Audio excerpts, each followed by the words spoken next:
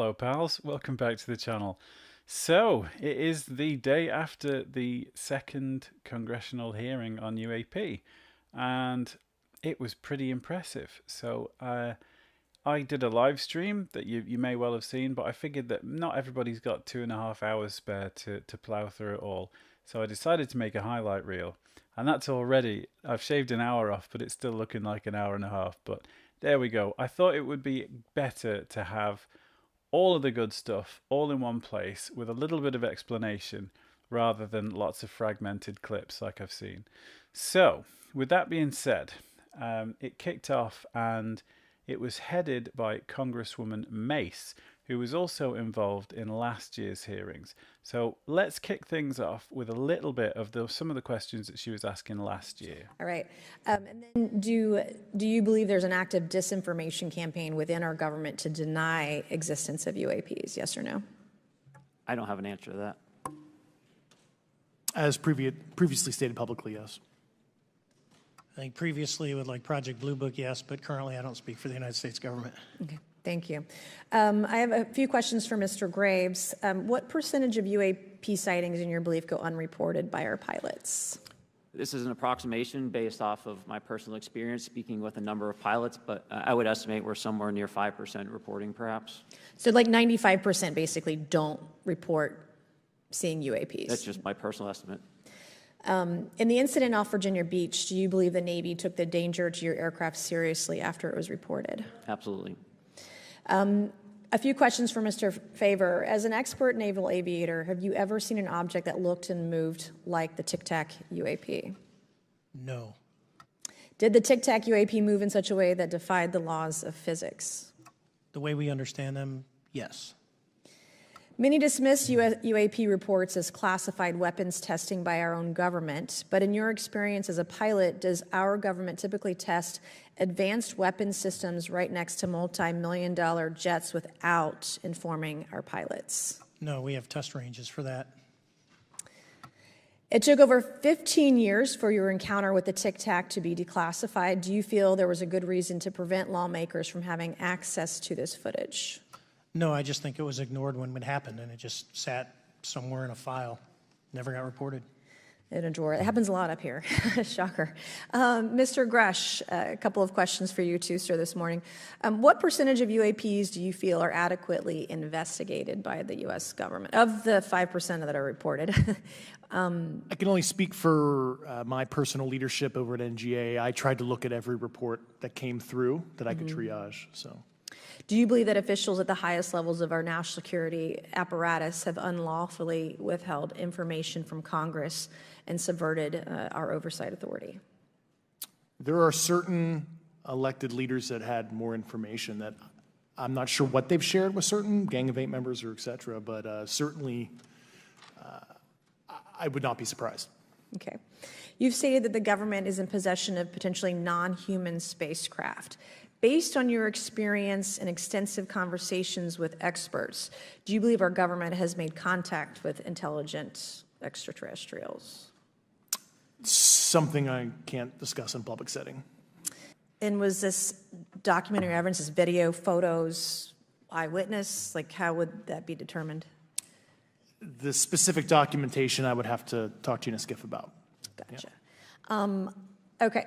So, and you may or may not be able to answer my last question, and maybe we get into a skiff at the next hearing that we have, but who in the government, either what agency, sub-agency, what contractors, who should be called into the next hearing about UAPs, either in a public setting or even in a private setting? And you probably can't name names, but what agencies or organizations, contractors, et cetera, do we need to call in to get these questions answered, whether it's about funding, what programs are happening, and what's out there? I can give you a specific cooperative and hostile witness list of specific individuals that were in those. And how soon can we get that list? I'm happy to provide that to you after the hearing. Super. Thank you. And I yield back. Now you could detect there a little bit of frustration in her voice, and rightly so. So you can imagine that after some closed-door discussions and some enlightenment from David Grush in particular, that this year she was ready to come out swinging, and she certainly did. Good morning and welcome to today's historic hearing, which I'm co-chairing with Mr. Grothman, whose subcommittee held an important hearing on this topic last year. I want to thank my colleagues on the Oversight Committee, including Mr. Burchett, Mr. Burleson, Ms. Luna, Mr. Moskowitz, Mr. Garcia, for their relentless drive to get answers on UAPs. They've been steadfast in demanding transparency on the sightings reported by military pilots and armed forces. Their commitment to digging for the truth is exactly what this country needs to cut through the secrecy surrounding this issue. And many high-ranking individuals in the military and intelligence communities believe UAPs demand greater attention, and thus the purpose for this hearing today. Former National Security Advisor H.R. McMaster said on Bill Maher's program that, quote, there are phenomena that have been witnessed by multiple people that are just inexplicable by the science available to us. Army Colonel Carl Nell, a member of the federal government UAP task force, said at a conference this past May that non-human intelligence exists. Non-human intelligence has been interacting with humanity. This interaction is not new, and it's been ongoing, and there are unelected people in the government that are aware of that. But UAPs remain a controversial topic. I'm not going to name names, but there are certain individuals who didn't want this hearing to happen because they feared what might be disclosed. But we stood firm. No amount of outside pressure would ever keep me from pursuing a subject to ground, come hell or high water. On that score, I want to thank our witnesses for being here. We have before us a panel of individuals accomplished in the military, in civilian government, in science, and in journalism. Some of the testimony you will hear them deliver today does not reflect well on influential individuals and agencies within the U.S. federal government and perhaps some of our contractors. It's never easy to present such information publicly. So I appreciate our witnesses voluntarily agreeing to being here today. This hearing is intended to help Congress and the American people to learn the extent of the programs and activities our government has engaged in with respect to UAPs and what knowledge it has yielded. This includes, of course, any knowledge of extraterrestrial life or technology of non-human origin. If government-funded research on UAPs has not yielded any useful knowledge, we also need to know those facts. Taxpayers deserve to know how much has it been invested, how much has been spent. They shouldn't be kept in the dark to spare the Pentagon a little bit of embarrassment. The reality is, despite their enormous taxpayer-funded budgets, the transparency of the Defense Department and the intelligence community have long been abysmal. The Pentagon has failed 6 consecutive audits. In fact, it's never actually passed one. Adding to this is a runaway overclassification of documents and materials, a reluctance to declassify materials when appropriate, and at times an outright refusal to share critical information with Congress. In short, it's not a track record that instills trust. So Congress has tried in recent years to lift the veil and find out if information about UAPs is being withheld, not only from the American public, but also from their elected representatives in Congress. Part of the transparency effort was legislation created in the Pentagon, the All-Domain Anomaly Resolution Office, or AARO, but the new office is struggling to get its footing. A recent statutorily required report from AARO, intended to illuminate the government's historic assessment of UAPs, was heavily criticized by those seeking UAP transparency. The report has stoked suspicions AARO is unable, or perhaps unwilling, to bring forward the truth about the government's activities concerning UAPs. I'm disturbed that AARO itself lacks transparency. Even its budget is kept from the public. So if there is no there, then why are we spending money on it, and by how much? Why the secrecy if it's really no big deal and there's nothing there? Why hide it from the American people? Because I'm not a mathematician, but I can tell you that doesn't add up. I expect some of our witnesses to share their views on that AARO report. We will also hear from the witnesses today allegations of UAP-related misinformation and disinformation by government officials of which they are personally aware and directly experienced. And we will hear testimony today concerning recent revelations about a purportedly secret UAP program whose existence and findings may have been improperly withheld from Congress. But before we get to the witnesses, we're going to have a few more opening statements from our colleagues. And one thing I wanted to add at the end of my closing statement is there is a document that will be entered into the congressional record today. Mr. Tim Burchett from Tennessee has this document, and we just distributed it to every member up here on the dais of this document. But this is going to be the original document from the Pentagon about Immaculate Constellation that Michael Schellenberger delivered to Congress today. So thank you, Mr. Schellenberger, for this information. We are all reading it in real time now, and Mr. Burchett will enter it into the record. But 12 pages about this unacknowledged special access program that your government says does not exist. And I would now, committee staff asked me to go ahead and I will do it, to enter into the congressional record this 12-page document that Michael Schellenberger brought today that describes the Immaculate Constellation government program. So we will do that now. Every member up here has a copy of it.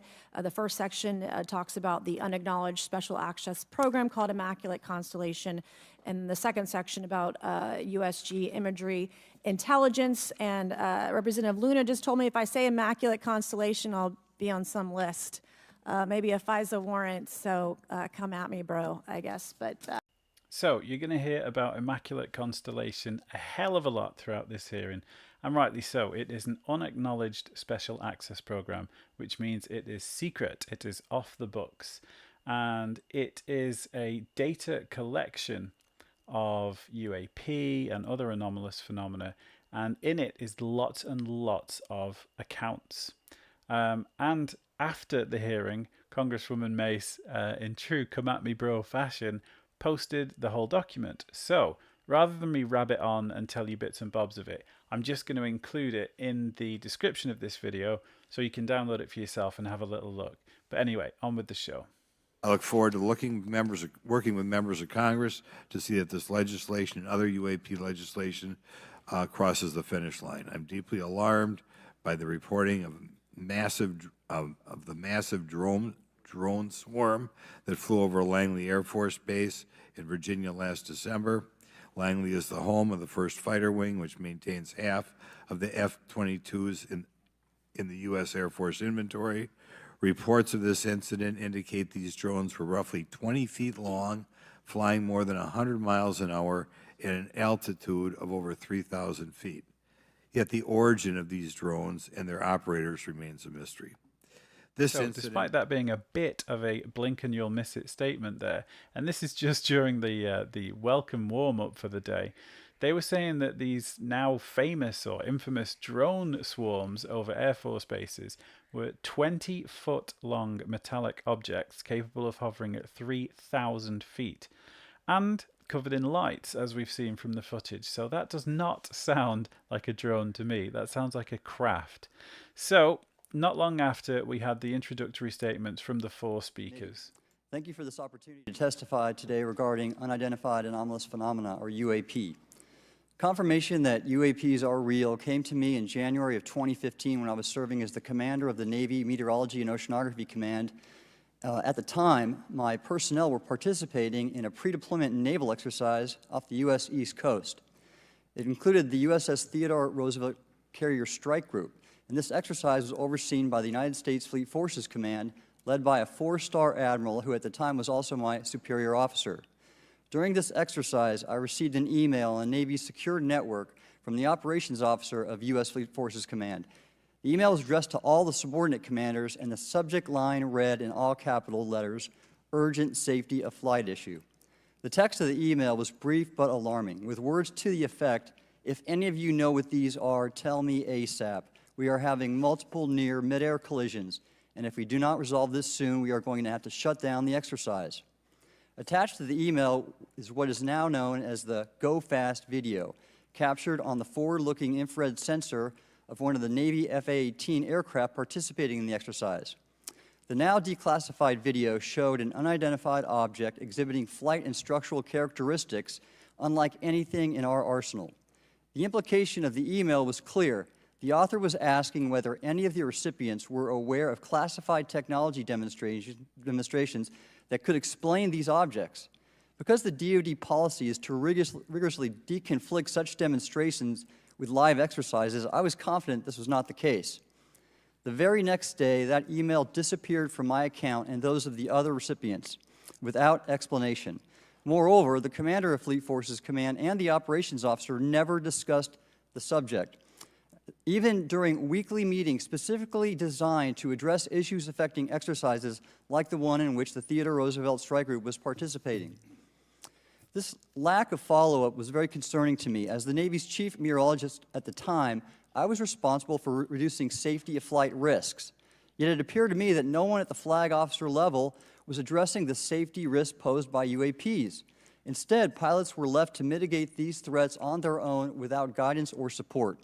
I concluded that the UAP information must have been classified within a special access program managed by an intelligence agency. That is a compartmented program that even senior officials, including myself, were not read into. Last year's UAP hearing before this oversight committee confirmed that UAP-related information is being withheld from senior officials and members of Congress. And just this week, I learned from former DoD official Chris Mellon that satellite imagery of UAP from a few years ago still has not been shared with Congress. Equally concerning, last year's UAP hearing also revealed that elements of the government are engaged in a disinformation campaign to include personal attacks designed to discredit UAP whistleblowers. Having never signed a non-disclosure agreement regarding UAPs, and now as a private citizen, I've become an advocate for greater UAP transparency from the government. The continued overclassification surrounding UAPs has not only hindered our ability to effectively address these phenomena, but has also eroded trust in our institutions. While I applaud previous bipartisan legislation passed by Congress concerning UAPs, a more comprehensive approach is needed to address the broader implication of UAP on public safety and national security, as well as the socioeconomic opportunities that open UAP research could unlock. Therefore, I recommend Congress take the following action, which I believe will receive bipartisan support. First, establish robust oversight of the executive branch's management of UAP information by directing key officials, beginning with the director of the DoD's All-Domain Anomaly Resolution Office, to provide comprehensive briefings on what the government knows about UAP and does not know. Two, enact the provisions of the UAP Disclosure Act that establish a UAP Records Review Board to ensure independent oversight, transparency, and accountability in the government's handling of UAP information. And three, strengthen the UAP Disclosure Act and future reauthorizations with provisions that mandate a whole-of-government approach to addressing UAP. In closing, I will share my personal reasons for speaking out on this topic. First, as a former science agency leader, having led the National Oceanic and Atmospheric Administration, I've always sought the truth in human knowledge and thought. Now that we know UAP are interacting with humanity, and these include unidentified submerged objects in the ocean, we should not turn a blind eye, but instead boldly face this new reality and learn from it. Additionally, at a time when leaders in government leave much to be desired, I feel obligated to show moral leadership on this issue of UAP disclosure by validating the credibility of the courageous men and women who have come out as witnesses and whistleblowers to expose the truth. My speaking out has encouraged others to do the same, and it's my hope over time that a number of your constituents will want to know the truth and about UAP, and this number will increase to such an extent that the congressional action I have just recommended will become inevitable. Thank you, and I look forward to your questions. It is my honor and privilege to testify before you on the issue of unidentified anomalous phenomenon, formerly known as UFOs. On behalf of our brave men and women in uniform and across the intelligence community, as well as my fellow Americans who have awaited this day, thank you for your leadership on this important matter. Let me be clear. UAP are real. Advanced technologies not made by our government or any other government are monitoring sensitive military installations around the globe. Furthermore, the U.S. is in possession of UAP technologies, as are some of our adversaries. I believe we are in the midst of a multi-decade secretive arms race, one funded by misallocated taxpayer dollars and hidden from our elected representatives and oversight bodies. For many years, I was entrusted with protecting some of our nation's most sensitive programs. In my last position, I managed a special access program on behalf of the White House and the National Security Council. As such, I appreciate the need to protect certain sensitive intelligence and military information. I consider my oath to protect secrets as sacred, and I will always put the safety of the American people first. With that said, I also understand the consequences of excessive secrecy and stovepiping. Nowhere was this more apparent than in the aftermath of 9/11, which many of us remember all too well. I believe that America's greatness depends on three elements: A, a watchful Congress; B, a responsive executive branch; and C, an informed public. Over the last decade and a half, I learned that certain UAP programs were and are operating without any of these elements. Although much of my government work on the UAP subject still remains classified, excessive secrecy has led to grave misdeeds against loyal civil servants, military personnel, and the public, all to hide the fact that we are not alone in the cosmos. A small cadre within our own government involved in the UAP topic has created a culture of suppression and intimidation that I've personally been victim to, along with many of my former colleagues. This includes unwarranted criminal investigations, harassment, and efforts to destroy one's credibility. Most Americans would be shocked to learn that the Pentagon's very own Public Affairs Office openly employs a professional psychological operations officer as the singular point of contact for any UAP-related inquiries from citizens and the media.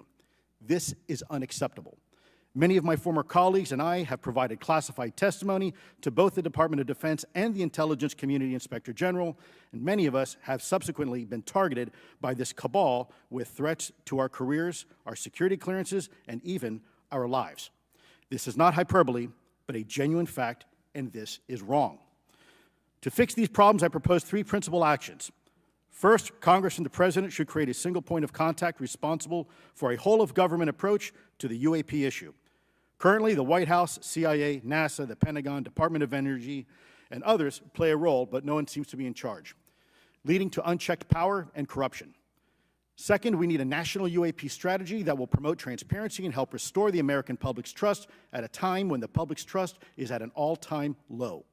This strategy should include a whole-of-government approach, including the academic and scientific communities, the private sector, and our international partners and allies. Third, Congress should create a protected environment so whistleblowers desperate to do the right thing can come forward without fear. As it currently stands, these whistleblowers suffer because of stigma, a code of silence, and concerns about retaliation. These whistleblowers should be encouraged to come forward in ways that protect them against any forms of retaliation.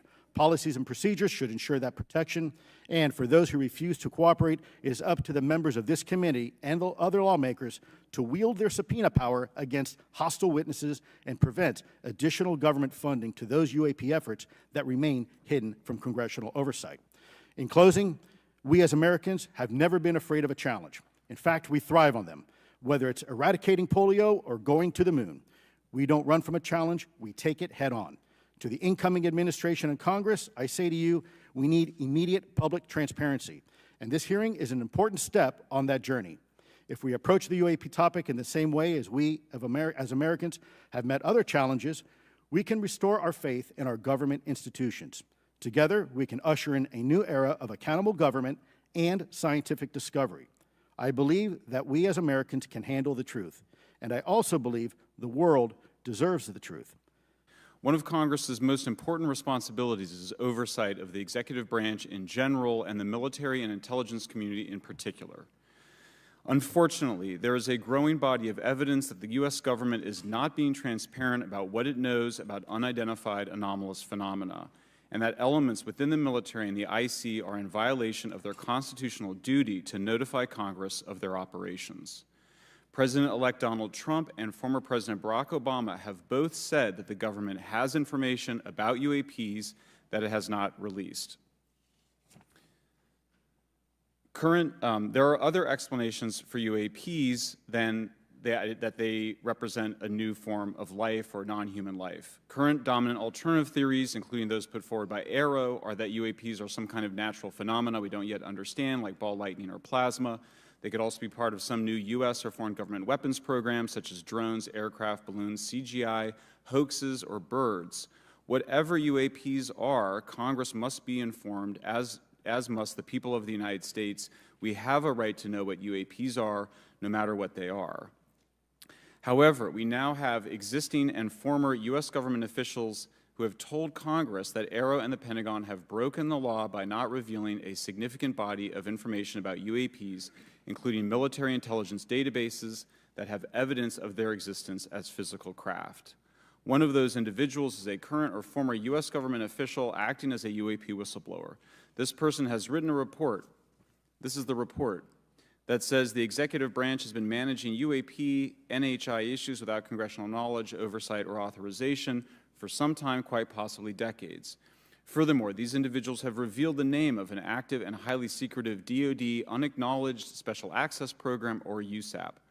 The source of that document told me, that the USAP is a strategic intelligence program that is part of the U.S. military family of longstanding, highly sensitive programs dealing with various aspects of the UAP problem.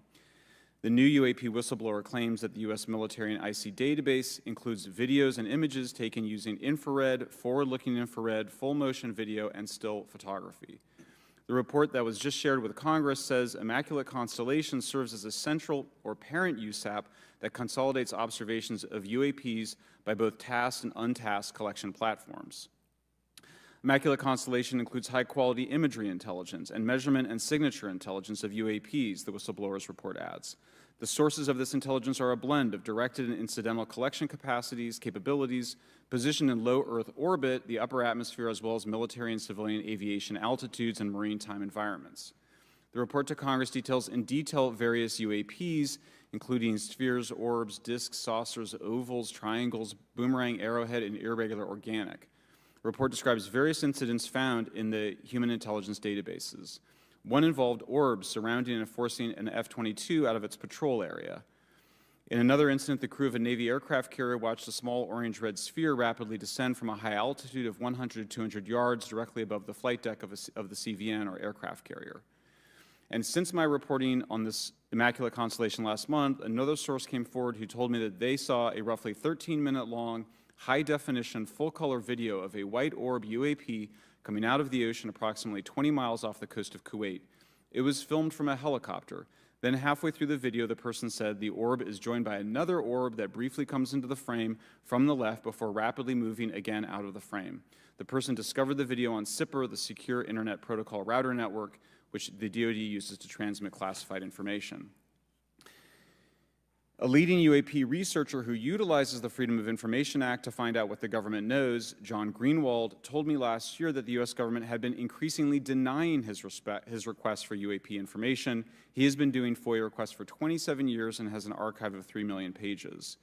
The government has for decades denied any interest in UFOs, he told me, but the documents that he has assembled show that behind the scenes it was a completely different story. Contrary to the hopes of many advocates of transparency, the government has been restricting more information since the leak of 3 UAP videos in 2017. The DoD organization AARO has been labeling many documents with a B7 exemption, which Greenwald says does not make any sense. They're stating that anything AARO does is involved in law enforcement investigation, which allows AARO to not release it. Greenwald says that the DoD has denied the existence of a UAP and ATIP-related records on multiple occasions, only to acknowledge them after an appeal was filed. He added that the Naval Air Systems Command in March 2022 stated they found no additional UAP videos. It seemed strange that they had 3, and only those 3, but other requests had been filed by the Black Vault, that's John Greenwald's group, to seek out more places UAPs might be hiding. Then, in September 2022, the Navy admitted that the UAP-related videos and photographs existed, but denied the request in full for their release, saying that the requested videos contain sensitive information that are classified and exempt from disclosure. The DoD will deny things on a Monday and then admit to it on a Friday, said Greenwald. He said the government can and does release videos that protect secret methods of capturing it. They fall back on the sensitive platform excuse a lot, he said. However, the on-screen information can be blurred and scrubbed. The metadata can be removed. I'll show you this example here. This is a presentation from the UATP task force. This is completely absurd. It's nuts, this level of censorship, of redaction on a document. It shows the redaction of how many reports they've collected, for how many years. 2 of the 3 potential explanations are blacked out. The Pentagon, the intelligence community is treating us like children. It's time for us to know the truth about this. I think that we can handle it. Thank you very much. I would like to begin by discussing courage. Courage is what it takes to tackle this topic. and courage in the face of adversity is what I see in front of me, beside me, and behind me. Per my introduction, I am currently the Chief Growth Officer at Redwire Space and have had several leadership positions at NASA. That being said, I want to be clear that I am speaking exclusively on my own behalf and not for Redwire, NASA, or any other organization. However, I am here today to speak out for science.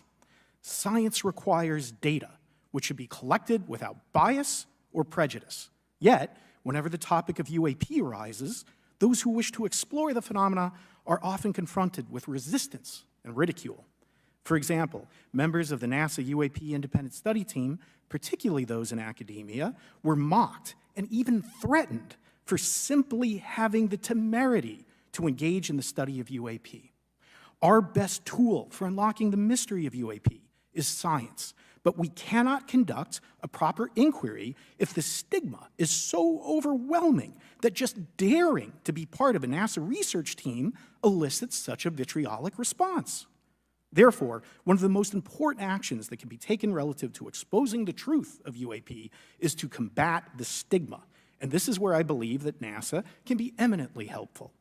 The NASA brand is synonymous with hope, optimism, and credibility. If you were to take a walk down the National Mall, you would immediately see the NASA logo on t-shirts, hats, and bumper stickers. Few federal agencies enjoy this kind of popularity. I've never seen anyone wearing an Office of Personnel Management t-shirt, which is why NASA could play such an influential role. Specifically, NASA could, with relatively little cost and effort, host symposia on UAP, or even just participate in existing panels examining the topic. NASA personnel stepping forward and participating in such discussions would make a powerful statement to the scientific community that UAP should be taken seriously and researched accordingly. In regard to research, NASA has vast archives, much of which may contain important UAP data. Again, for relatively little cost and effort, NASA could create an AI or ML algorithm that could search the agency's archives for anomalous phenomena. I suspect that such an effort would not only result in information that will help us to understand UAP, but could result in data that will assist in other areas of scientific inquiry, such as anomalous weather or meteorite activity. Beyond its existing archives, NASA could act as a clearinghouse for civilian and commercial UAP data. During my work on the UAP Independent Study Team, it quickly became evident that there is no clear or well-publicized process for civilian pilots to report UAP sightings. The stigma associated with UAP hampers the number of pilots that would report such phenomena, but even for those who overcome the stigma, I believe the current FAA guidance is largely unknown and poorly understood. In order to effectively collect UAP data, the independent study team recommended the use of NASA's Aviation Safety Reporting System, or ASRS. This system, which is administered by NASA and funded by the FAA, provides a confidential means for the reporting of safety violations in a voluntary and non-punitive manner. Over 47 years, the ASRS has collected nearly 2 million reports. ASRS is the perfect tool to collect UAP data, which could then be collated by NASA and shared with the public at large. Leveraging ASRS could create a treasure trove of UAP data, potentially hundreds of thousands of reports, supporting this hearing's goal of exposing the truth. And I'm grateful to our two co-chairs and other members who have already incorporated this idea into proposed legislation. At this hearing, and as others have demonstrated, the UAP issue is justifiably dominated by national security and defense. However, I would urge the subcommittees to keep in mind the numerous ways that NASA and the FAA, as well as commercial activities in the air, in space, and in the water, can generate a massive amount of invaluable data on anomalous phenomena. I cannot help but be excited by the potential for such an endeavor, since scientific discovery is driven by anomalies. It's the existence and study of anomalies that led to the theory of relativity, quantum mechanics, and nearly all of humanity's scientific breakthroughs. This is why the study of UAPs should be embraced, since whatever is occurring, the chance to garner new knowledge should never be ignored. We must be thorough in collecting information, fearless in making conclusions, and open to following the data, no matter how mundane or extraordinary the results may be. I began this testimony by praising the Joint Subcommittee members for their courage, and I will end by echoing that sentiment. As the saying goes, the truth is out there. We just need to be bold enough and brave enough to face it. Now, I've re-recorded this bit a few times because I don't like being mean about people, but Mike Gold is former Bigelow Aerospace, and they were the people who were contracted by Senator Harry Reid to first look into NIDS and all of the stuff from Skinwalker Ranch, and a phenomenal amount of UAP research was funneled to them. So he would certainly be in the know if there were any skeletons in any closets. He's also ex-NASA and was head of international and interagency relations. So certainly not looking to rock any boats. And we are on the back of NASA's were they pushed or did they jump report on UAPs, where Bill Nelson came out and basically said, well, we've had a look and there's absolutely nothing and we've never seen anything ever, which is very, very different to the reports of scientists like Eamon Ansbro. And you've only got to really go on YouTube and look at any of the old STS footage. And if you just put a few random mission numbers in, you will definitely see something anomalous in that old footage. I have, as you can see, cut out about an hour of today's testimony, whichever bit of fluff that I could, and I have to say most of it was Mike Gold's. He is a great speechwriter, but refused to ruffle any feathers, as you'll probably see. So after the introductions, we got into direct questions from some of the Congress people there, and these are some of the highlights from those. Possible. So for the Admiral this morning first, former DoD official Chris Mellon reached out to you about satellite imagery from 2017 that depicts a UAP. What were the dates in 2017 when this occurred? I can't share with you the details, ma'am, but I can do it in a closed setting, and I can also tell you the agency that wrote a report on it. Okay, so who has the imagery? I can tell you that in a closed setting. Can you describe what was depicted in the satellite imagery? Just a description. It was a UAP, ma'am. That's it? No other description?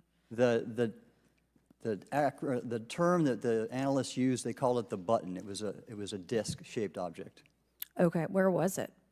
I can't tell you that, ma'am. Okay.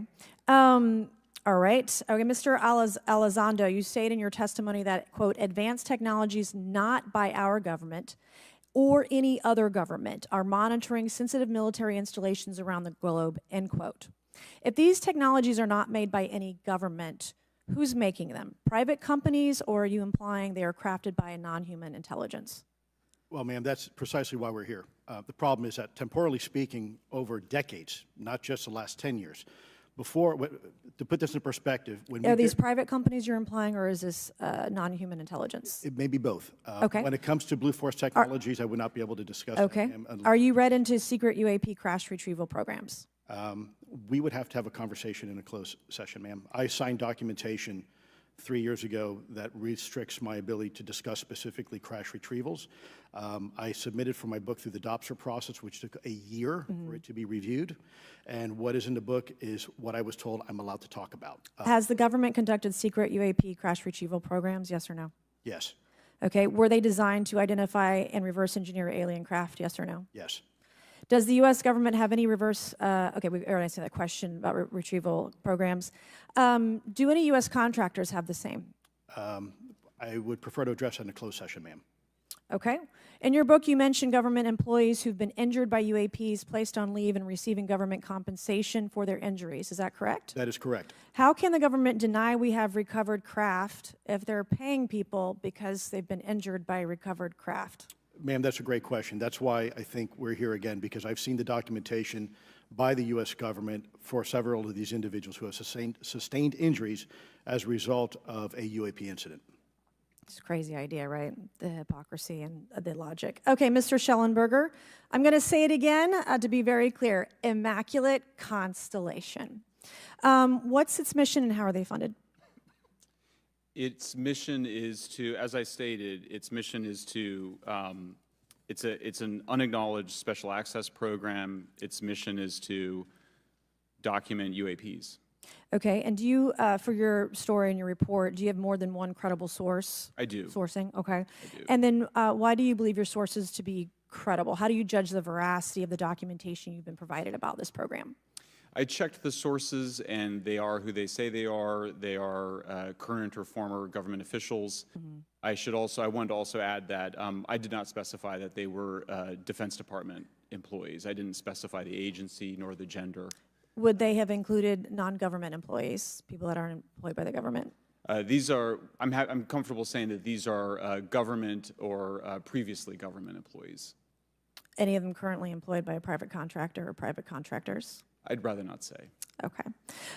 What's the key takeaway, just a few seconds, about the Immaculate Constellation document you provided us today? I think that what the American people need to know is that the U.S. military and intelligence community are sitting on a huge amount of visual and other information, still photos, video photos, other sensor information, and they have for a very long time. And it's not those fuzzy photos and videos that we've been given. There's very clear High images, res. high resolution. How many visuals, graphics, videos, photos? I mean, I've been told hundreds, maybe thousands. I mean, I also wanted to say, because there was some conversation around concern around the revealing of these materials, revealing the source collections, but some of these are shot from helicopters using normal videos of oceans. I just think that's absurd that somehow you're going to be revealing some secret U.S. technology by revealing that you've photographed orbs off the coast of Kuwait. Okay. Mr. Elizondo, did I have that correct? Sir. I'm a recovering lawyer, so I'm going to put my hat on for a second. You said you signed a document. Love that. Who gave that to you? The U.S. government, sir. Okay, you have a copy of it? It is stored in a SCIF right now. I do not have possession of it. The U.S. government does. What department of the U.S. government gave you this document? I will say the Department of Defense. Unfortunately, I can't say in this forum much more than that. You specifically said the document said you can't talk about crash retrieval. Well, you can't talk about Fight Club if there's no Fight Club. Correct. Okay, I'm just making an observation. Yes, sir. So that document that you signed, that you said exists, specifically said you can't talk about crash retrieval. Correct, sir. It was a limitation on because already I'd been speaking publicly about the topic, and so the document said you can continue saying X, Y, Z, but you cannot discuss the topic. When you of crash give retrievals. me the atmosphere of signing this document. You're in a room by yourself? I'm in a SCIF with a security officer, sir. Just one-on-one? Anybody else? There may have been an assistant as well. It was in a SCIF within a Department of Defense facility. Give me your background real quick. My background is I went to school to study microbiology and immunology, entered into the U.S. Army, and after a very short stint in military intelligence, I became a counterintelligence special agent. As a civilian, later on I became a special agent in charge, running investigations in counterterrorism and counterespionage primarily, with some experience in counterinsurgency and counternarcotics. And then in 2009 timeframe, when I came back to the Pentagon after a tour with the Director of National Intelligence, I quickly became part of a program that was originally called OSAP that evolved into the program now called ATIP, which is where those videos that we now see, the Go Fast, the Gimbal, the FLIR, that was part of our effort, sir. Right. So you're not some conspiracy theorist. You actually have a legitimate background. Well, sir, I'm certainly not a conspiracy theorist. I'm fact-based, just say facts. So when you're in this room, I want to paint the picture of everybody. You're in this room, you're by yourself, you're in a SCIF, you're handed a document. How long is the document? It's about a page front and back. So basically, you have some things they call trigraphs, which I cannot, again, talk to. How long were you given to sign the document? As long as I needed, sir. And what if you didn't sign it? Well, I suspect there'd be repercussions. I wouldn't have access to certain information. Were you allowed to ask a lawyer, or weren't allowed to ask for a lawyer to review the document? It wasn't an option, but they probably wouldn't have allowed me to, because the document itself was pretty explicit about you have to be. Wait, you're putting me in an interest. Let me try to thread the needle here. There are certain documents that we have in the U.S. government that allow people to have access to certain programs, whether it's a special, and I'm going to be very generic here, whether it's a special access program or a controlled access program, SAP, CAP, whatnot. How many people have to sign that document? It depends how many people are going to get access to the information, sir. Okay. Last question. Doctor, real quick, can you tell us about the Omaha incident in greater detail? I've read your background, right? Some people would label you as a member of the deep state, since you worked in government for a long period of time. But can you tell us more about that incident? You've written a lot about that. I wrote a lot about incidents like it, Congressman, but that specific incident involved the USS Omaha, Littoral a littoral combat ship of the U.S. Navy operating off Southern California. I don't remember the exact date. It was within the last decade. And what the watchstanders on the bridge observed was a UAP, again, something that was aloft but had no observable exhaust or control surfaces. So it was something that couldn't be explained. And then they saw it enter the water from the atmosphere and going through the air-sea interface, and so thus exhibiting trans-medium travel. Thank you. I yield back. Thank you. I'll now recognize Mr. Grothman for 5 minutes of questioning. Yeah, we'll start with Mr. Gallaudet.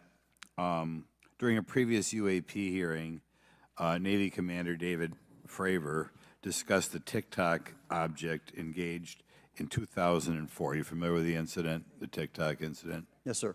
And that's almost 20 years ago, right? Yes, sir.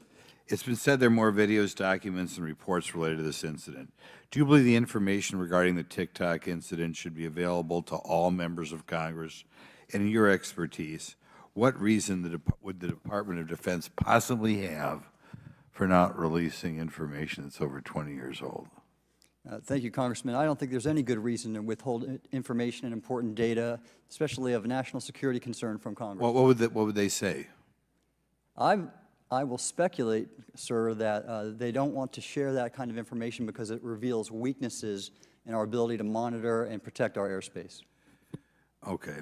In your written testimony, you claim last year's UAP hearing before this Oversight Committee confirmed that UAP-related information is, well, it's not only being withheld, but that elements of the government are engaging in a disinformation campaign to include personal attacks designed to discredit UAP whistleblowers. Could you elaborate on that statement a little? Yes, sir. Earlier this year, I met with the DoD's All-Domain Anomaly Resolution Office, and what I thought would be a 90-minute meeting just to meet with leadership turned out to be an hours-long influence operation on me, where they attempted to convince me of the validity of the very flawed and error-ridden historical records report. In addition, they tried to have me question very valid UAP reports like the Tic Tac incident, and even coming to stating possibly that the Tic Tac was American technology. And then, of course, if you ask David Fravor or Alex Dietrich, the two witnesses, they were convinced it was otherwise. And then, and they also cast discredit on various UAP whistleblowers and witnesses to question their validity and credibility as witnesses. Okay. We'll go to Mr. Elizondo. Hope I got that right, or not, at least Close not enough, that right. You're familiar with the recent drone incursion over Langley Air Force Base? Yes, sir. The owners of these drones remain unclear. The U.S. military has not been able to give us in Congress an answer. Given your experience with the Department of Defense and the intelligence community, how frequently are UAP sightings over military installations? And secondly, I suppose hypothetically you could have incursions over just, say, regular airports. Is it obvious these incursions are more likely over military facilities than just a random airport out there? Yes, sir. There's definitely enough data to suggest that there is certainly some sort of relationship between sensitive U.S. military installations, also some of our nuclear equities, and also some of our Department of Energy sites. There is a long historical record that some of your colleagues may have, documentation that demonstrates this. This is not a new trend. This has been going on for decades, and that information has been obfuscated, unfortunately, from folks like you in this committee. And I think that's problematic because ultimately, at the end of the day, we have a significant situation here. We have something that can enter into U.S. airspace completely with no attribution. And how long has this been going on? Sir, decades. And there's information that will hopefully be entered into the record. Can you think of any possible reason why they can't release any information they have on something, say, 15 or 20 years old? Sir, if I could echo my colleague here, Admiral Gallaudet, I think one of the big issues that we have in the intelligence community, Department of Defense, is we don't want to broadcast any potential vulnerabilities or weaknesses in our national defense systems or on intelligence collection platforms. Therefore, when you have a conversation where you address a problem for which there is no solution, it makes that a very uncomfortable conversation to have. Are you familiar with my friend David Grush? Absolutely, sir. I had the privilege and honor of working with him myself several years ago at U.S. Space Force. Last year, as you know, he testified that the U.S. has run a multi-decade UAP crash retrieval and reverse engineering program. Would you agree with that? Yes, sir. Are there UAP programs operating without proper congressional oversight? 100%. What are they? Unfortunately, sir, I would have to have that conversation in a closed session. I know you said that, and a lot of people are frustrated with those kind of answers, but we're asking those kind of questions so you all know what the heck we're up against. You also mentioned in your opening statement that the Pentagon's Public Affairs Office employs a psychological operations officer as a singular point of contact for UAP-related inquiries. Why the heck would they do that? Sir, that's a great question. I would ask the Pentagon. There's a long history here of that individual providing misleading and false information to the public through various news outlets and media outlets in order to discredit this topic. I've personally been victim to it. We have the documentation to substantiate where this information has been absolutely inaccurate, that has been provided time and time again, and it turns out that that individual was also working with former leadership of Arrow at the time as well. And we punish them by giving them multi-million dollars more than they ask for every year. Have you specifically had any experience with submersible objects? Sir, I've no personal experience, but I've had witnesses on submarines come to me and say they've seen on sonar data. Correct. Okay. Yeah, how would you characterize those, and how do they move? The one instance that was revealed to me was in the 80s on a nuclear-powered submarine, a ballistic missile submarine, that the object exhibited the characteristics of a Russian torpedo in terms of its speed of movement and closing rate with the submarine, and then it slowed and followed the submarine slowly in its wake for a period of minutes, and then rapidly exited the scene. And nothing that we know of and technology-wise could replicate that. And the speed of these objects was faster than anything that we have or anybody else has that would be manned. Is that correct? It was on the order Underwater. of a torpedo. So yes, sir. Yes, sir. But as it exited, well, I don't exactly know how fast a torpedo is, but I expect it does better than my old outboard Scott Atwater. So I'll take that as a yes. Yes, okay. Sir. Have you experienced any experience with the All-Domain Anomaly Resolution Office, ARROW? Yes, Congressman, as I mentioned previously, and I have met with them. Okay. You heard Mr. Elizondo describe psychological operations for those contacting the Department of Defense about UAPs. You mentioned a similar influence operation by ARROW. Why are federal agencies invested in running information operations about UAPs if they do not exist? Yes, sir. But I'll make a statement on ARROW's behalf. They have new leadership. The office has reached out to me to meet again, and I take that as a good faith effort, and we'll see where that goes. Thank you. Chair Lady, I've run over. Thank you. You know, it was about a year ago, I was touring a facility with a pretty senior government official. We went by a certain hangar, and they said, yeah, that's, you know, a company leases that out. We don't really know what's going on in there. We have no way of knowing what's going on in there. And there was a few of those, in fact, while we were driving around this facility. To what extent do you think that some of the UAP out there comes from off the books or unauthorized experimental aircraft? I mean, I think probably the vast majority of UAP are drones, experimental aircraft, weather conditions, which is, again, why I say if we review the data, I think we're going to discover a lot about things we weren't even thinking about.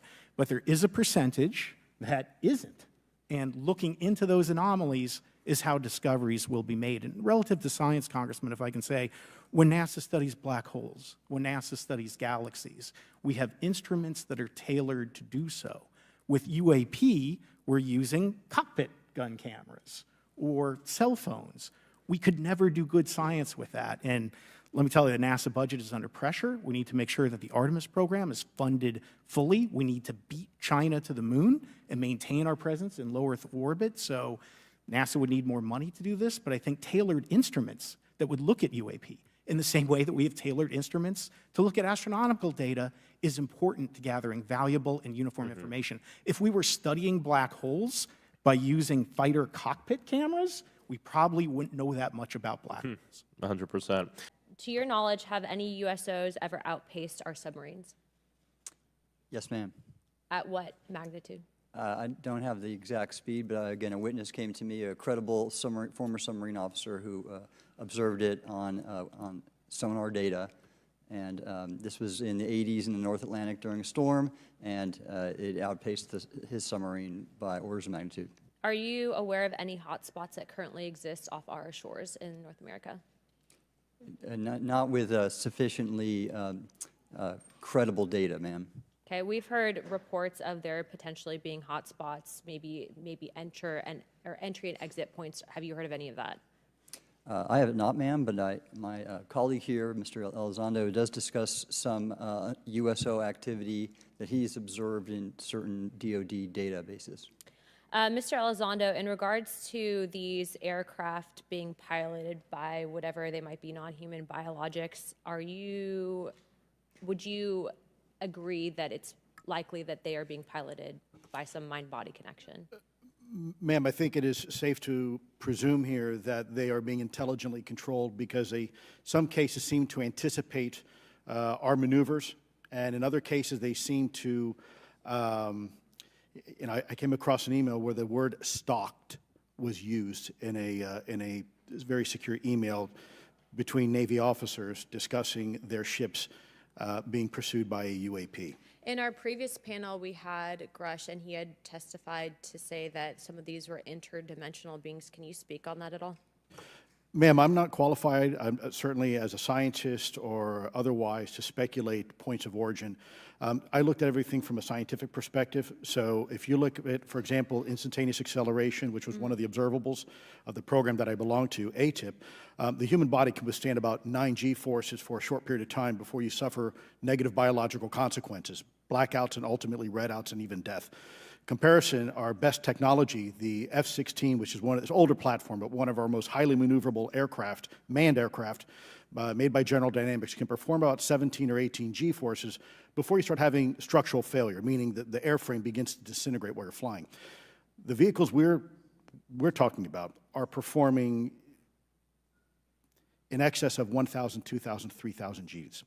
So I guess, would it be safe to infer that they're living craft? I'm not prepared at this point to state for the record is something alive or not, because even that definition is hard. There was a time in science we thought that life required oxygen, and we now know that's not true. There are anaerobic bacteria that thrive in oxygen environments that lack oxygen. And also the same with photosynthesis. When I was in college, I was told everything is derived from photosynthesis as a form of energy. In reality, that's not true. There are things that live off of chemosynthesis. So we're constantly having to reevaluate our understanding of what the definition of life is.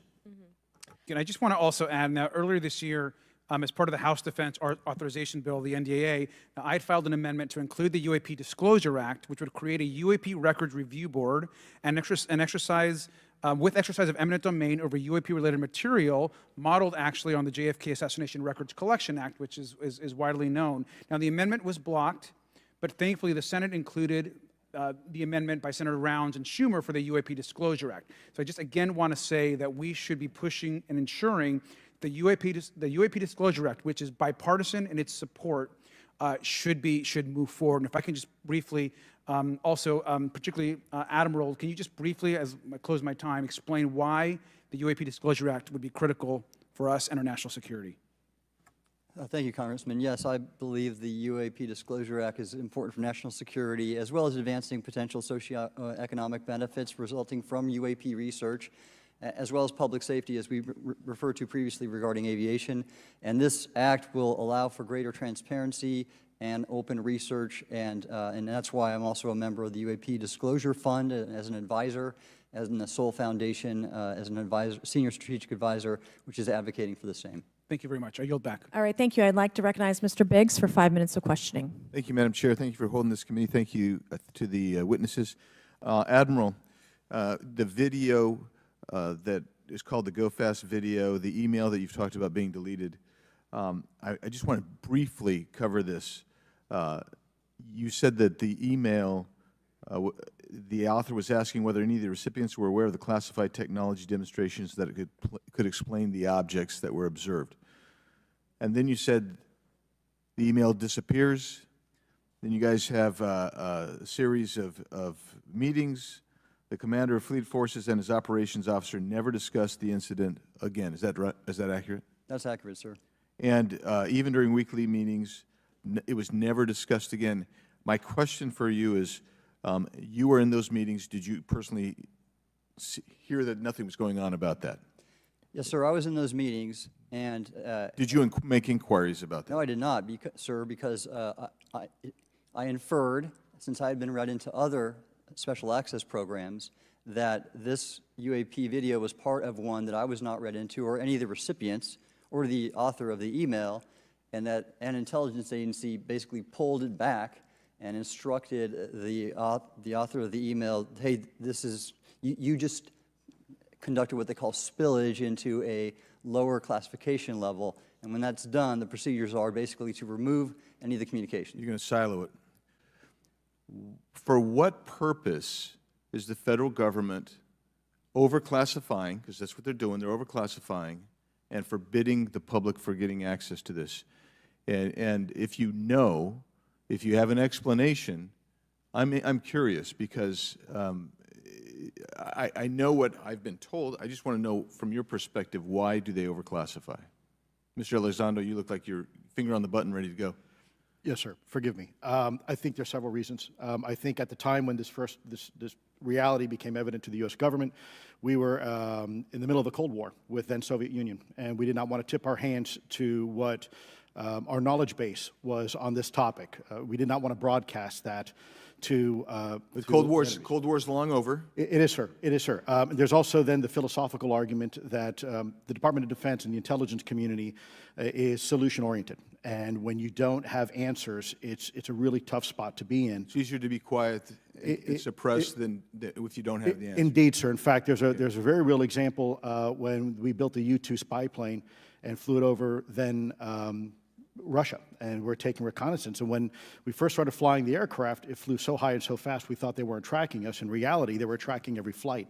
It wasn't until the Russians could develop the SA-2 surface-to-air missile and successfully shoot them down. I would suggest to you also, along with Lakatos and Kuhn, you also have a problem with Kenneth Arrow's path dependence or increasing returns. That's one reason why they won't disclose it. It's too painful to admit. But I just want to read a couple things from Mr. Schellenberger's what he gave to us today, because I think this is interesting stuff, and I just want to convey this to you. On USG networks, there exists infrared footage of and imagery of a grouping of vessels engaged in SIGINT and massive collection at night in a specific area of the Pacific Ocean. This footage, which was in close proximity to the vessels, a large equilateral triangle UAP suddenly appears directly over the ships. These three bright points are seen at each bottom corner of the UAP, which is observed to slowly rotate on its horizontal axis. And he goes on to describe that. And I just want to read one more, and I'm doing this because I think it's interesting. This stuff is interesting as anything. So let's get this one here, right here. While performing a routine airspace surveillance and control mission in the Eastern Air Defense Sector, an F-22 fighter observed multiple UAP contacts at mission altitude. Moving to intercept, the F-22 pilot noted multiple metallic orbs slightly smaller than a sedan hovering in place. Upon vectoring towards the UAPs, a smaller formation of the metallic orbs accelerated at rapid speed towards the F-22, which was unable to establish radar locks on the presumed hostile UAPs. The F-22 broke trajectory and attempted to evade, but was intercepted and boxed in by approximately 3 to 6 UAPs. And then I'll leave that there, but because I just have no more time left. Thank you, Madam Chair. Mr. Elizondo, does any branch of the United States government or defense contractors possess technology? Sir, there's documentation that I believe was submitted for the record that was approved for release by the U.S. Pentagon, by the Department of Defense Office of Pre-Publication Security Review, and it states one of the reasons why my predecessor program, OSAP, was trying to collect material of unknown origin. Did you was it successfully collected? It was not. What happened is that there was an aerospace contract company that requested to divest itself of the material that was collected in the 1950s. Unfortunately, that didn't actually occur. So let's dive into that. That's the Bigelow Aerospace, correct? So Yes, sir. There was a journalist, Christopher Sharp, who said that there was a transfer between Lockheed Martin, Bigelow Aerospace, and the CIA allegedly blocked this. Can you describe that? What I can say is that it was blocked. Why it was blocked, I can only surmise. I was part of some conversations later on with some of those contract personnel where they had told all of us that is accurate. What we required was a memo from the Secretary of the Air Force in order to make that complete, and that never occurred. And so when Secretary Mattis became Secretary of Defense, I decided it would be appropriate for me to try to receive a memo from him as SecDef, as Secretary of Defense, if we could not get a memo from the Secretary of the Air Force to transfer that material. So if that material exists today, who's in possession? Sir, I wouldn't be able to have that conversation in an open hearing. We'd probably have to have that. Okay, my question to you then is, if we were in a secure setting, if we were in a SCIF, would you be able to provide or get access to something, whether it's visuals or material that we could put our hands on, or biologics, that would convince me, that would show me that we have non-human origins? Sir, that decision would not be mine. That would be to the gatekeeper still in the U.S. government. And who would we, so if you were in our shoes, where would you go from here? How would you get that information? A lot of times we just don't know who to ask because we don't know where to go next. So if you were in our shoes, where would you go? Well, I prefer to answer that question in a closed session. However, we established AARO for that very purpose, and unfortunately, under its previous leadership, it failed. So one would hope that they would have the authorities necessary to do that. Let's hope that this new iteration of leadership will be successful. So that really, really, really needs discussing. So that was Lou Elizondo confirming the information that came from Chris Mellon, which said that after a crash recovery in the 50s, exotic material had ended up with Lockheed Martin, and that they had decided it was a bit of a hot potato and tried to give it back to the government. So that fell through. So that stuff still exists and presumably is sat in some dark warehouse in Lockheed Martin somewhere. So I am sure we've not heard the last of this. Successful. In the discussions, it's simply about material, or is there discussion about it was previously testified that there was biologics that were collected. Are you aware of any of that? I am, sir, aware of the reporting that biologics have been recovered. Again, my focus was more nuts and bolts, looking at the physical aspects of these phenomenon, how they interacted around military equities and nuclear equities. So I'm certainly not a medical expert. I would not be able to probably provide you a whole lot of value in that simply because I don't have the expertise. But was anything described as that we have possession of bodies? Yes, yes. Is it multiple types of creatures, or? Sir, I couldn't answer that. I can tell you anecdotally that it was discussed quite a bit when I was at the Pentagon. The problem is the supposed collection of these biological samples occurred before my time, in fact, before I was even born. And was this part of the Lockheed Martin discussion, or was this the biologics is a completely separate? Separate yet related. Okay. Has anyone made contact? Sir, I'm sorry, could you specify? Has there been any, to your knowledge, any communication with a non-human life form? So the term communication is a bit of a trick word because there's verbal communication like we're having now. The problem is you also have nonverbal communication. And so I would say definitively yes, but from a nonverbal meaning, when a Russian reconnaissance aircraft comes into U.S. airspace, we scramble 2 F-22s, and we are certainly communicating intent and capability. I think the same goes with this. We have these things that are being observed over controlled U.S. airspace, and they're not really doing a good job hiding themselves. They're making it pretty obvious they have the ability to even interfere with our nuclear equities and our nuclear readiness. Is the United States government or in our contractors, are they pulling technology from this? Are they reverse engineering this? Sir, as I previously stated, and please forgive me, I am not authorized to discuss specifics about crash retrievals. Again, I signed documentation with the U.S. government. What I can say was, after a very thorough review process by the Pentagon, what I wrote about, and that was my limit, unfortunately, that I was given. Thank you. Yes, sir. Thank you. I would like to recognize Mr. Timmons for 5 minutes of questioning. Thank you, Madam Chair. Mr. Elizondo, you just said something interesting. You said they don't seem to be hiding. They don't seem to be hiding. The UAP sightings are becoming increasingly brash, if you will. And, you know, we've been hearing about these for years, but they've generally been isolated and not as consistent and over-critical military installations. Would you say that's fair? Is this becoming increasingly often? Is it happening more and more? Great question, sir. Let me see if I can answer this for you. Certainly, there seems to be some indication that they're being provocative, meaning that they're, in some cases, literally splitting aircraft formations right down the middle. So that's an air safety issue. The question is it the frequency increasing? And really the response is it depends. Yes, it's possible that there is an increase in frequency, but it's also possible that there's heightened awareness now, and there's also more pervasiveness of technology out there that's collecting this information and that can record this information. So we're not quite sure yet if it's actually an increase in numbers of these events, or is it that we have better equipment now that to record these things, and we have a better ability, if you will, to analyze these things. And that's my next question.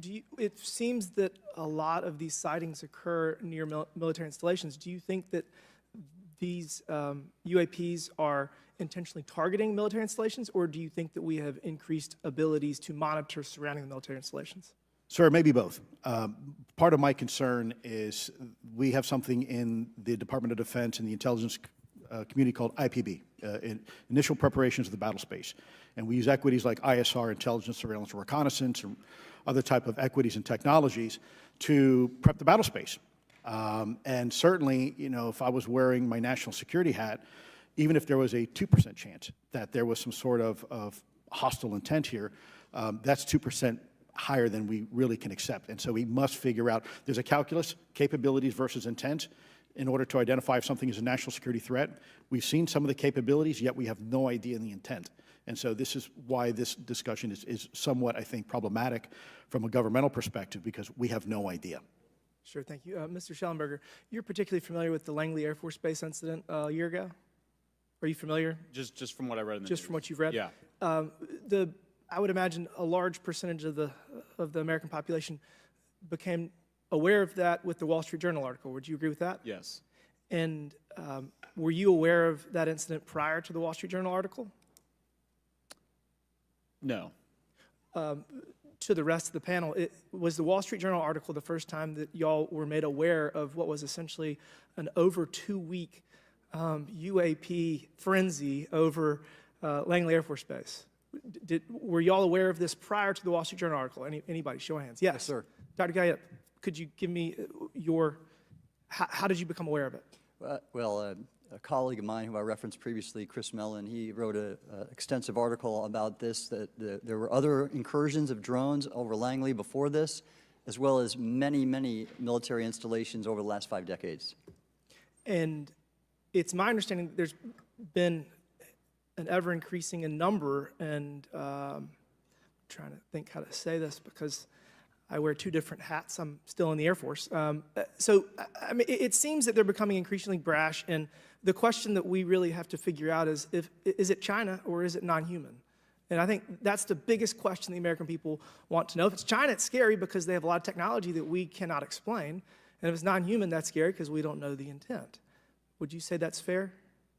Yes, Congressman. And in fact, I really believe that we should use this hearing as a catalyst to improve and bolster our air defense capabilities and our maritime domain awareness capabilities, because obviously there are holes in it, whether it be UAP of non-HI direction or NHI direction, or, like as you say, sir, China or any other adversary. Are you all aware of any task force at the Pentagon or in the national security apparatus that's trying to assess the answer to that question? At the current moment, sir, no, but this is a great point. From 2020 to 2022, there was a UAP task force in the DoD succeeding where Mr. Elizondo worked, led by Jay Stratton, who had the first comprehensive whole-of-government approach to UAP, which involved pathways to declassification and to increase transparency, as well as assessing the national security risks of UAP. This was a really well-established approach, and we have all advocated that something like it return. I'm running out of time. The last thing is that we need authorities. The law enforcement, military do not have authorities to actually engage, and Congress needs to act to give those authorities to local law enforcement and the military so they have clear guidelines on how to assess these issues going forward. I yield back. Thank you. Okay, so there are rumors that have come up to the Hill of a secretive project within the Department of Defense involving the manipulation of human genetics with what is described as non-human genetic material, potentially for the enhancement of human capabilities, hybrids. Are any of you familiar with that, yes or no? No, ma'am. I am not, ma'am. I'm not. No, ma'am. Okay, I would like to know, with Immaculate Constellation, how does this relate to UAP activities, Mr. Schellenberg, in oceanic environments? Are there any instances where the Navy or other maritime forces have encountered UAPs that could not be explained by known technology or natural phenomena? Yeah, the Immaculate Constellation covers both terrestrial and oceanic, and there's actually a number of cases described in the report that occur in the ocean. And do you believe that there is a concerted effort by the Pentagon to keep Congress out of the loop regarding these UAP activities, specifically in our waters? Yes. I think it's about 5% of our ocean that's actually been studied in detail by man, and we've studied more of space than we had of our own oceans. And so are there any accounts of UAPs emerging from or submerging into our water which could indicate a base or presence beneath the ocean's surface? I don't know about a base, but as I mentioned, I had a different source entirely describe this pretty extraordinary footage that exists of orbs, of an orb coming out of the ocean and being met by another orb.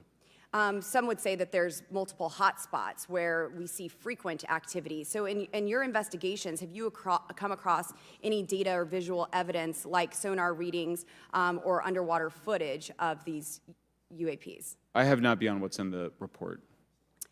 You've written about UAPs not only in the air but in underwater.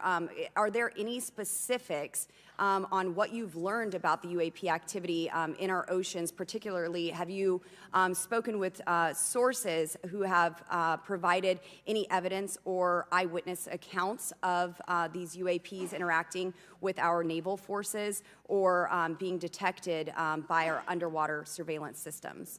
Nothing beyond what's in the report and then the specific case that I mentioned with the orbs. So this report says it all. There's no other information that we are aware of regarding the activity within our waters. I have other sources that have told me that have shared a significant amount of information, but they're not comfortable with me sharing it at this point. Okay. Are there any technological capabilities observed in these oceanic UAPs that seem to defy our current understanding of physics or our engineering capabilities? It seems like they all do. Yes, I would agree with that. Mr. Elizondo, were you read into the Immaculate Constellation program? I would not be authorized to confirm nor deny the existence of any ongoing or past program, especially as it relates to a special access program, either by name or trigraph. Okay, and then does the U.S. government or private contractors, do they work with other foreign countries, China, for example, to exchange data, quote from a source, that intelligence data about UAP? Let me see if I can answer that a little bit more generally, ma'am, if I may. We do have foreign material exploitation programs. That is something that is widely known, and that term itself is unclassified. How exactly that works becomes a bit sensitive. A discussion we could certainly have in a closed session if you like. We do work with international partners and allies quite often, not just in military exercises and workups, but in other intelligence efforts as well. In terms of material that's given to private contractors, is certain material given to certain contractors because of their experience? So for example, if it's related to submerged and undersea propulsion, would it go to a general contractor like General Dynamics? Yes, ma'am, absolutely correct. Different contractors have different levels of expertise. What's Lockheed's expertise? Aerospace, ma'am. In the UAP space, that's all that, they wouldn't do submerged? No, I didn't say that, ma'am. Okay. Lockheed Martin and others do quite a bit of work both in our atmosphere, in space, and even underwater. There are certain efforts to. It's a tough question you're asking. You put me on the spot here. I'm looking for the answer. Yes, ma'am. No, they are involved in a lot. I would rather let Lockheed Martin explain the different domains that they are involved with. Probably I'm not authorized to discuss that, but they are involved in a lot of different areas and domains. Admiral, flight safety risks for our pilots, based on what you've experienced and seen in your career. They're extensive, and the one exercise I referred to where I received the email that was then deleted was the pilots, and this is worth bringing out. There are debunkers out there who have said the Go Fast video was just a balloon. That was only one video that was released. There were dozens of these encounters that pilots, friends of Ryan Graves, who's in this room right here, witnessed and caused significant safety concerns. And to almost call out and exercise it and shut it down, which is very compressed, and the carrier's getting ready for deployment, and the pilots have to get certified to land on a carrier, it's extreme, to say the least. All right, I have two last questions. Real quickly, Mr. Schellenberger, how do we get more whistleblowers to come forward? Well, this hearing does, is very important, and obviously, I can't encourage whistleblowers to obtain information, but I can guarantee that I will protect them and go to prison to protect their identities if they come to me. Yes, sir. Okay, my last question. The first hearing we had on this, I'd never been briefed on UAPs or what they were, biologics, non-human, et cetera. How would you define, each of you, my last question, how would you define non-human biologics, non-human intelligence? What are we actually talking about? Admiral, and we'll go down the line. I don't think it's a stretch when you look at the diversity of life on this planet and the size of this universe to think that there would be more diverse, higher order, non-human intelligences throughout the universe, and that's probably what's visiting us. I would take the scientific approach. The definition would be the ability to react to a stimulus in a manner that requires an intellectual thought process. I just don't know.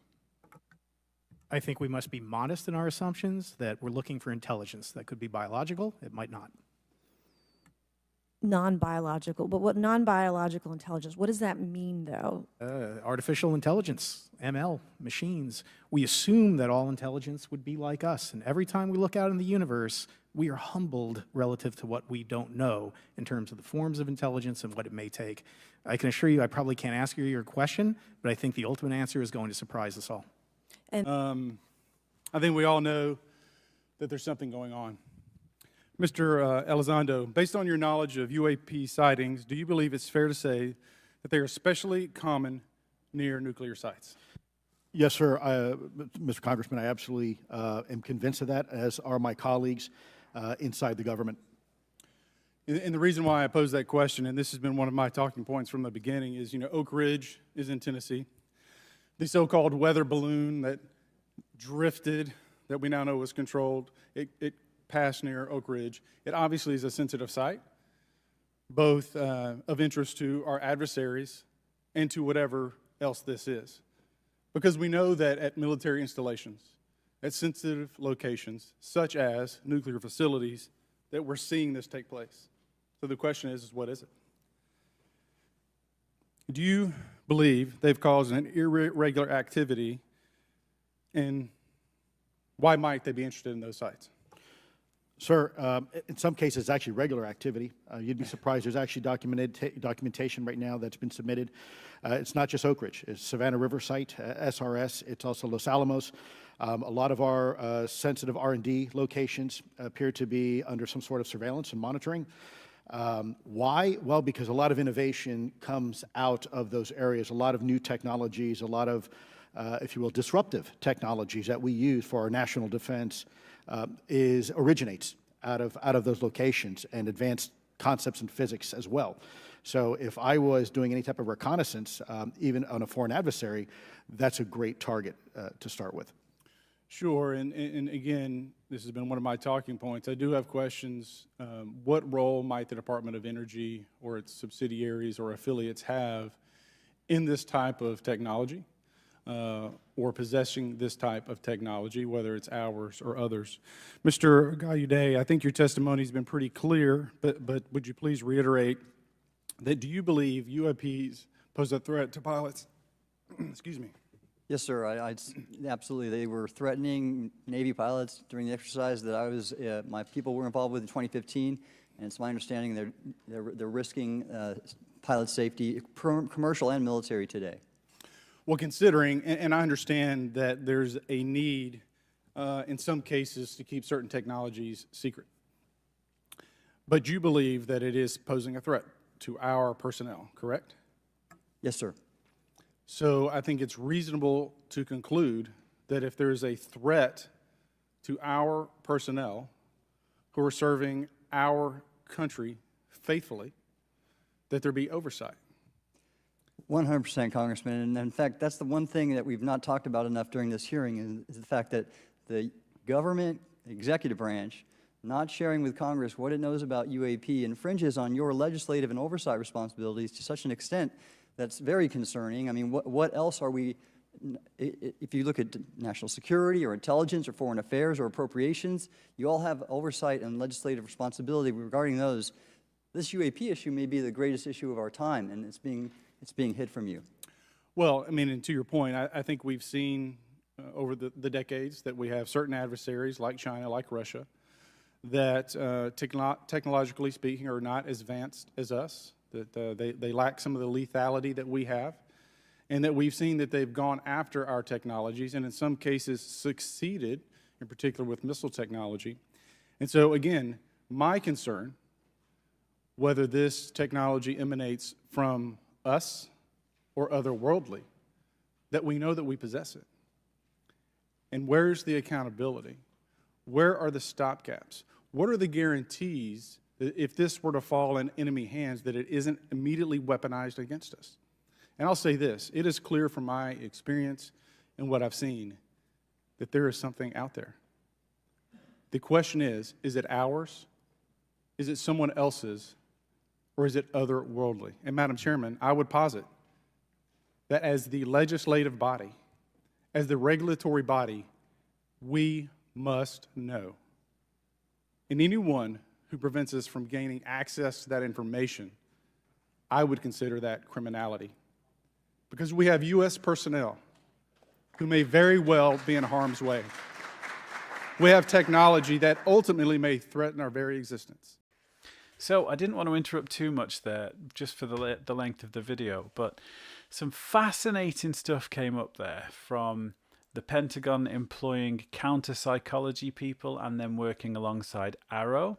That sounds a lot like Blue Book to me, or people like Richard Doty and some of the antics that they used to get up to with the Office of Special Investigation for the Air Force, who again were noticeably absent from today's hearing. I think there was a lot of stuff about contractors, which is going to come back to haunt certain corners of the intelligence agency. So it has been alleged in the past that the CIA, via the Office of Global Access, would gain access to exotic material and biologics and then sequester it off to private corporations, because obviously they would have huge budgets and people working in secrecy, but they're exempt from Freedom of Information Act, so there's no paper trails. It has also been alleged by Chris Mellon, former Undersecretary of Defense, that Lockheed Martin in particular tried to get rid of some of this exotic material and give it back to the government, probably anticipating hearings like this and drawing some negative attention. And it would appear that that fell through. So we can only imagine that in some Indiana Jones style warehouse somewhere, we've got exotic materials, biologics, I don't know, use your imagination. So what are the takeaways? Well, I think obviously we could have learned a little bit more, and some of the people there could have been a little more forthcoming. But on the whole, it was amazing to see in the live chat that I was doing just how many people around the world were new to this subject, that were perhaps interested in the political aspect, or just browsing through YouTube and saw that there was a Congress hearing on UAP and flying saucers and wanted to know more. So there was lots of great questions being asked. Who are these people? What are they talking about? What's all this? And I think that's the main victory from hearings like this, is that it rationalizes the subject and takes away the tinfoil hats and makes this something which will get the public behind the topic. So we can only guess as to what comes next. There's certainly a lot of questions to be asked. The Senate hearing is on the 19th. I'm going to be live streaming that. So let me know what you thought of it in the comments, because this is a very personal thing for everybody. And I'll see you in the next one.